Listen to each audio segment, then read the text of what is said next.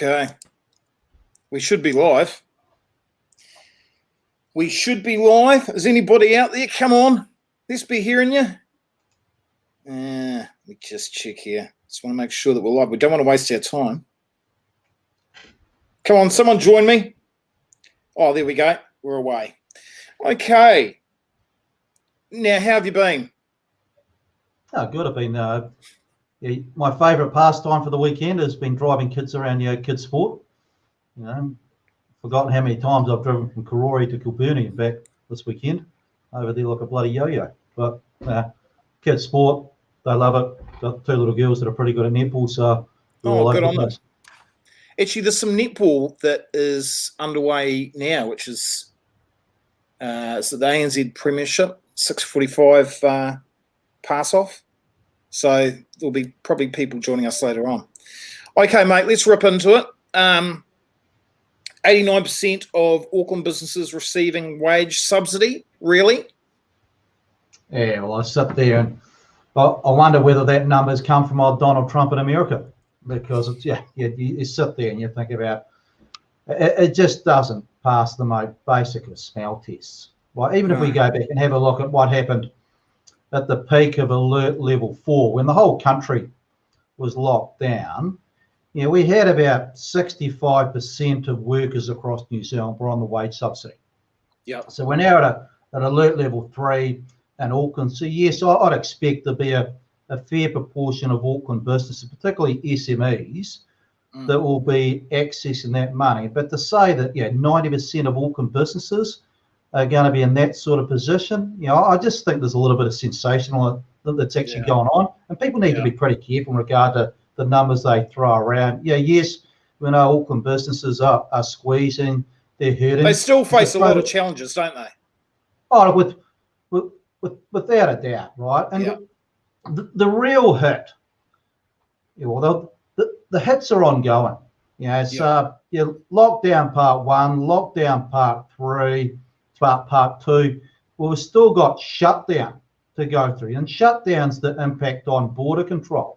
It's the impact on the tourists not turning up over November, December, January, February, March. The migration numbers were absolutely phenomenal up until March, and then they've collapsed over the June quarter.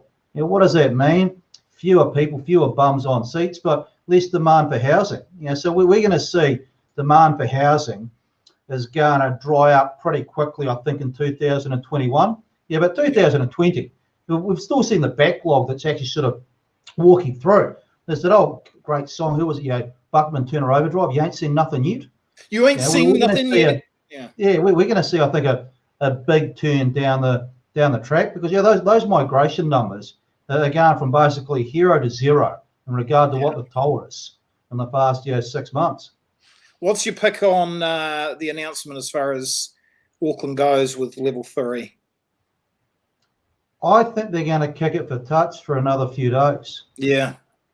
And part of this, look, if you look at, we're still seeing people that test negative at day 3 when they're in quarantine, and then they'll test positive at sort of day 12, right? So there's sort of incubation period, and I think the same thing sort of applies across New Zealand. And pat on the back, we've done really well in regard to the numbers today look really encouraging. But I suspect when push comes to shove, they're probably going to want to see another few days. So fingers crossed, ankles, toes, you name it. But I suspect the realistic target for Auckland is probably going to be next Monday in regard to when the shackles come off somewhat. Job seeker numbers flattening off? I wouldn't say they're flattening off. They're still moving up. Yeah, right. The trend is your unfortunate friend, and then it's not what you call a great trend. We're seeing the numbers. They're not skyrocketing, but they're just steadily heading north. So about 500 a week are appearing on job seeker, but there's about another 1,000, 1,500 people a week are appearing on the COVID relief sort of payment. So you add the two of them together, and it's about 1,500 a week. And of course, Auckland at the moment is sort of, we're not just looking at the number of people in the job seeker benefit. We're looking at leading indicators such as job ads, because they tell us little bit about what the job creation is going to be 2 to 3 months sort of down the track. what have we seen in the past sort of couple of weeks out of SEEK? Well, the numbers have tailed off pretty sharply. Now, that's been sort of across the board, but if I have a look at, Auckland's being hit more than most, and of course, Auckland was seeing less of a recovery relative to the other regions. So, job ads across SEEK were running, last month about 60% of where they were pre-COVID. A week into lockdown, they're running at 50%. So the numbers are actually, 54. So, but they're coming off. So I think what's going on is, people are just going to park it, and the immediate priority is sort of holding on. The Reserve Bank provided some good news in the past week, haven't they? Yeah, well, the Reserve Bank, obviously the week before they were pretty gung-ho in regard to trying to get interest rates sort of down. But what they also announced was an extension of the mortgage deferral scheme. And that just buys people a little bit more time to get their affairs into order. And what we're seeing out there is that people are pulling multiple levers. So they're taking part in the mortgage deferral scheme. So I'd expect there'll be an awful lot of people that will want to take part in that. But we're seeing more people that are going interest only as opposed to paying principal plus interest. The Reserve Bank, I think was it the Reserve Bank, the government, also came out and they announced this week that that government-backed loan scheme, they've actually redesigned it, they've reconfigured it. They've upped the limit from sort of 500,000 to 5 million. They've made it a little bit easier to access as well. Good news. A little bit more liquidity can be accessible for those businesses that are struggling at the moment. There's no free lunch. It's a loan. So whether it be in business or whether you be deferring your mortgage, you still got to be responsible for the sort of down the track.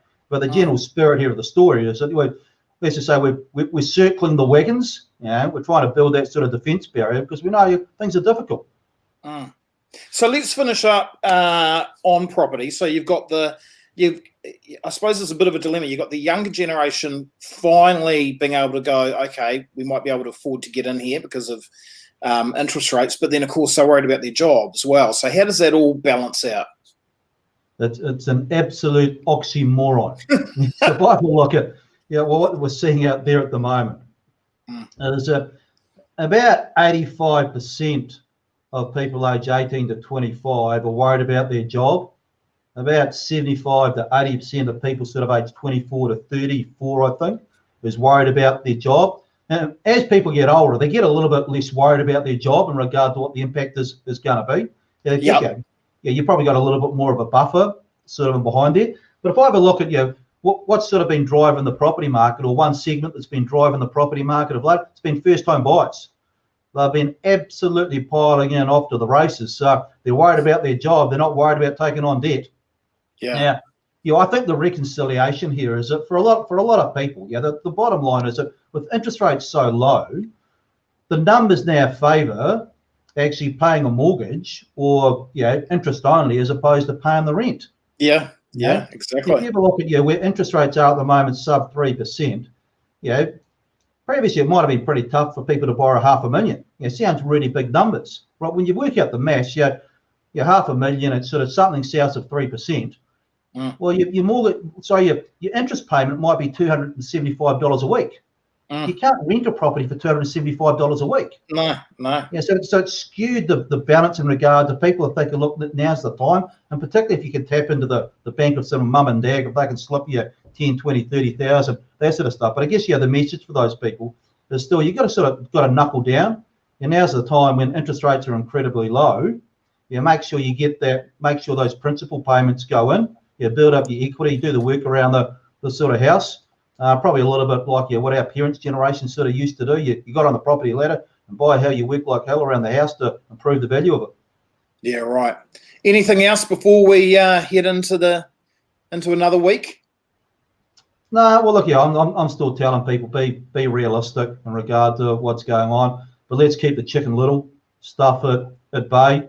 As we said, we've circled the wagons, but we're under pretty heavy attack here in regard to what's going on. But I don't like to see that commentary, such as what came out today, that said 89% of businesses are accessing that, because those numbers will be pie in the sky. They're a dramatic sensationalisation in regard to what's going on. But of course, there's all the obvious. People are struggling out there. There's still a fair bit of pain. Yeah, exactly. Hey, Cam, always grateful for your time, my friend. All the best, Chief. Have a super week, and thank you for your time. You too. All right, brother. Thank you. Bye-bye. The fantastic Cam Bagrie. Gee, he's a great man. He really is. He's a good guy. Very generous with his time. He does all the big shows. He's on ZB, and he's on the AM show, and he does columns and everything, and he's always so generous with his time and talks every Sunday with us. So if you get something out of it, the best thing that you can do, I'm not asking for your email, I'm not asking for your money. Best thing you could do is share this video for me. That would be really appreciated. Just hit the share button so we start building up the audience. I'd be really grateful for that if you get anything from it. The great thing about Cam is he's a realist, and that's what we need in these times. Yes, you've got to be positive. Certainly, you must be, and you've got to be creative and innovative. Otherwise, you're going to get nowhere. But you also got to be realistic as well, and that's the great thing about Cam is he's a realist. So, how can you use Cam? You can get him along, get him talking to your people about, hey, this is the reality of what your industry is going to go through in the next few months. And he gives you all the information in relation to your business, your industry, so he'll customize it for you. And then you can invite your customers along as well, and he can do a talk on that. You just need to go to essentialtalent.co.nz and have a chat to me, and we'll book them in. Okay, in about 13 minutes, I'm going to be talking to my friend David Downs on Facebook here. The guy goes at 100 miles an hour. Seriously, he's unbelievable. He just sees everything with such clarity, and then he just moves quickly like a gazelle.